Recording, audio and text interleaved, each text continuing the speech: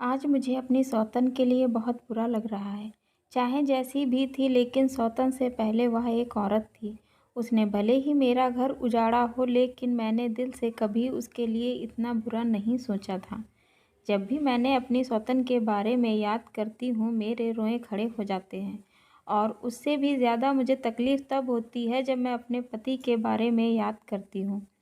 कोई आदमी अपनी इच्छाओं के लिए दो दो औरतों की ज़िंदगी कैसे बर्बाद कर सकता है।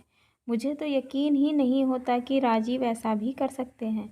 हेलो दोस्तों, मेरा नाम आशा है और मैं आप लोगों को एक पति पत्नी और सौतन की एक बहुत ही दुख भरी कहानी सुनाने जा रही हूँ। मेरी और राजीव की अरेंज मैरिज हुई थी। शादी के 5 सालों तक हमारी ज़िंदगी बहुत अच्छी चल रही थी। मैं राजीव के साथ बहुत खुश थी।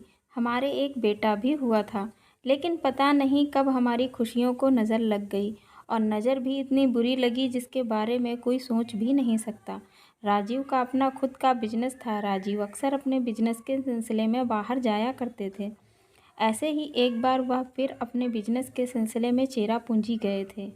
मुझसे कहा गए थे कि चेरापूंजी में मुझे 1 हफ्ते का टाइम लग जाएगा। मैंने कहा कोई बात नहीं, क्योंकि मुझे राजीव पर पूरा भरोसा था और वह अक्सर जाया करते थे। चेरापूंजी में 1 हफ्ते रहने पर उनकी मुलाकात किसी रोशनी नाम की लड़की से हुई।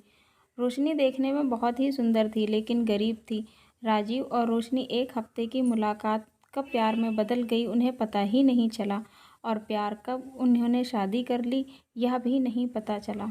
शादी के बाद राजीव रोशनी को हमारे शहर लेकर के आए, लेकिन उसको अलग मकान दिला करके वहाँ रहना शुरू किया। राजीव के कुछ दोस्तों को इस बारे में पता चल गया था कि राजीव ने दूसरी शादी कर ली है। राजीव 1-2 बार अपने दोस्तों को वहाँ लेकर के भी गया और रोशनी से मिलवाया भी। रोशनी को देखकर राजीव के दोस्त हमेशा रोशनी की तारीफ़ करते थे कि यह बहुत खूबसूरत लड़की मिली है यार तुझे तो। रोशनी के आने के 1 महीने बाद से ही राजीव का काम पर ध्यान कम देता था और रोशनी के पास ज़्यादा रहता था, जिसकी वजह से राजीव के काम में घाटे आने शुरू हो गए और सर पर बहुत लोन का पैसा चढ़ गया था। राजीव टाइम पर लोन का पैसा नहीं दे पाया, जिसकी वजह से उसके काम सारे बंद हो गए। जिस घर में रोशनी रहती थी वह भी राजीव ने बेच दिया लोन को चुकाने के लिए और रोशनी को उसने किराए का घर लेकर के दिया। लेकिन बदकिस्मती ने यहाँ पर भी पीछा नहीं छोड़ा और हमारा अपना घर भी बिकने की कगार पर आ गया। राजीव घर में बहुत उदास उदास रहते थे।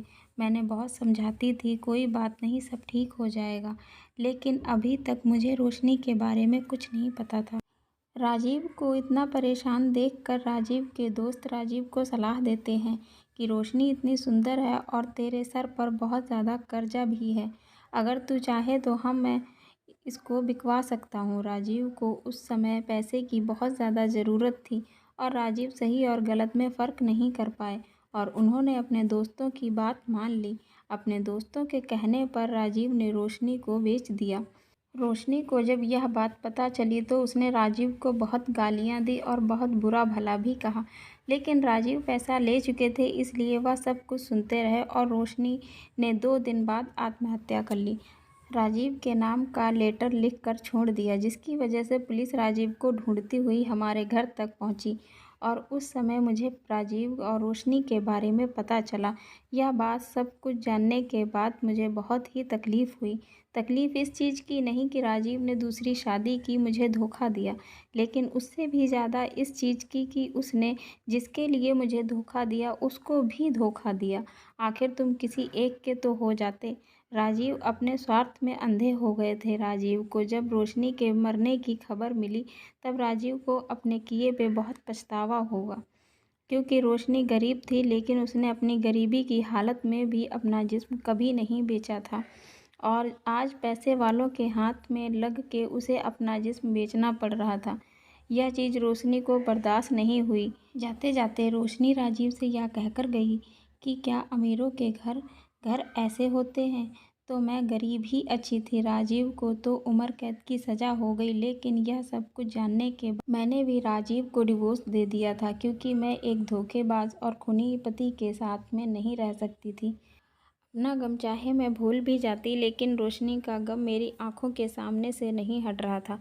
क्योंकि वह चाहे जैसी भी थी, जो भी थी, पर थी तो एक औरत ही। सौतन के तौर पे मैंने कभी उसे नहीं देखा, ना ही जाना, लेकिन जब मैं रोशनी के बारे में जाना तो सिर्फ मुझे सबसे पहले एक बेबस औरत ही नज़र आई।